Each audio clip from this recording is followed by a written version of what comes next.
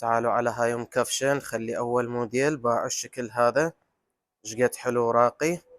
هذا أول موديل، وهذا ثاني موديل باع الشكل مالته كلش حلو وراقي. هذا يتلبس على الراس بالكامل.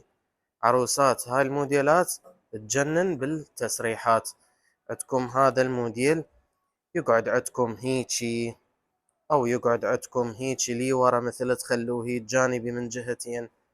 هاي النقشة مالته، وهاي النقشة الثانية اللي تجي انزك شوية.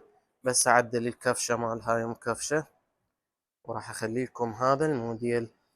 هذا سعره طبعا 35,000 هو، وهذا دني الموديلين على 35,000. احنا ما نخاف نقول اسعار عادي.